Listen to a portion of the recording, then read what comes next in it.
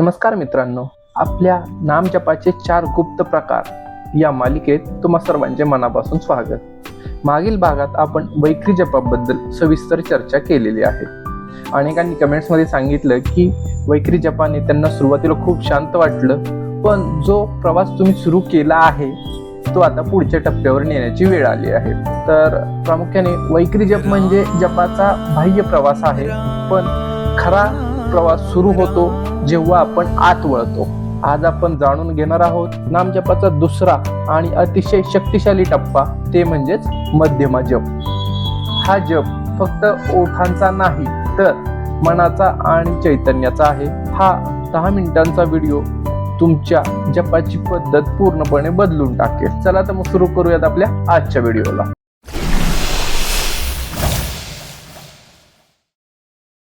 सर्वप्रथम मध्यमा म्हणजे काय हे पाहूयात आपण. शास्त्रीय भाषेत सांगायचं झालं तर मध्यमा म्हणजे मध्यम अवस्था.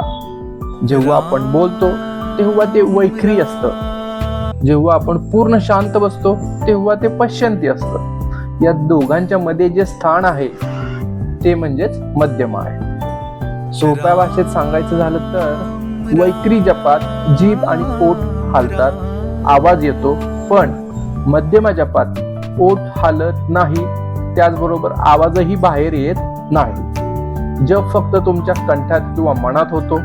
हा जप तुम्हाला स्वतःला ऐकू येतो, पण शेजारी बसलेल्या माणसाला पत्ताही लागत नाही की तुम्ही काय म्हणत आहात. हाच मध्यमा जपाचा खरा चमत्कार आहे. ओके, यानंतर आपण पाहूयात हा जप कसा करावा. तर मित्रांनो, अनेक जण विचारतात की सर, मोठ्याने जप केल्याने एकाग्रता वाटते, मग मनात जप का करायचा. त्याचं उत्तर असं आहे की मोठ्याने जप करताना मन हे शब्दांच्या बाहेरील लयेशी जोडलेलं असतं, पण जेव्हा तुम्ही मध्यमा जपाकडे वळता तेव्हा तुमची ऊर्जा बाह्य जपाकडून अंतर्मनाकडे वळायला सुरुवात होते.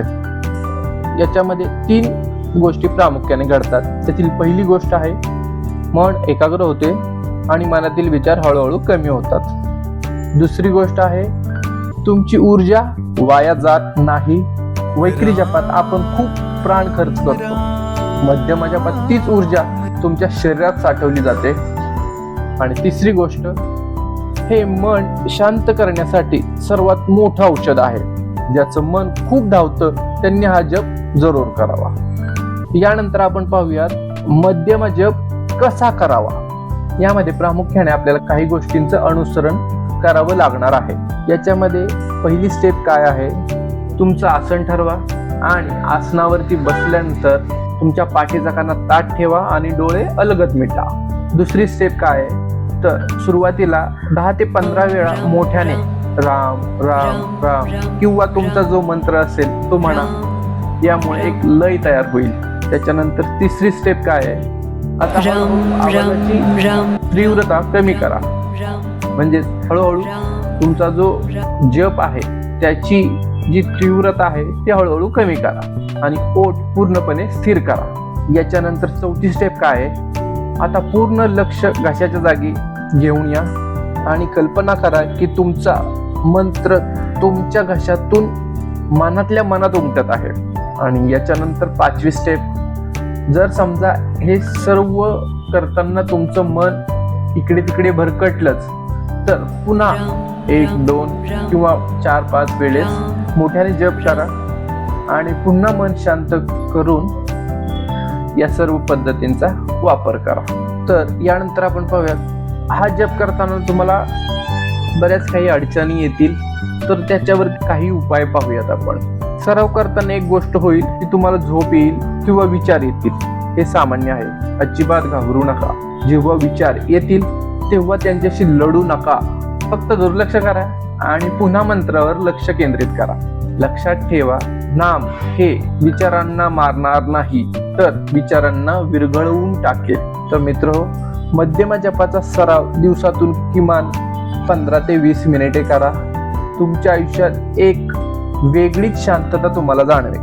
हा सराव तुम्हाला पुढच्या टप्प्यासाठी म्हणजेच पश्चंती जपासाठी तयार करेल. पश्चंती जप म्हणजे नक्की काय, हृदयाच्या ठिकाणी हा जप कसा करायचा हे आपण पुढच्या भागात पाहणार आहोत. जर तुम्हाला हा आजचा व्हिडिओ आवडला असेल तर कमेंट्स मध्ये आम्हाला नक्की सांगा. अशाच आध्यात्मिक माहितीसाठी आमच्या चॅनलला सबस्क्राईब करायला विसरू नका. धन्यवाद. भेटूया पुढच्या भागात. जय श्रीराम.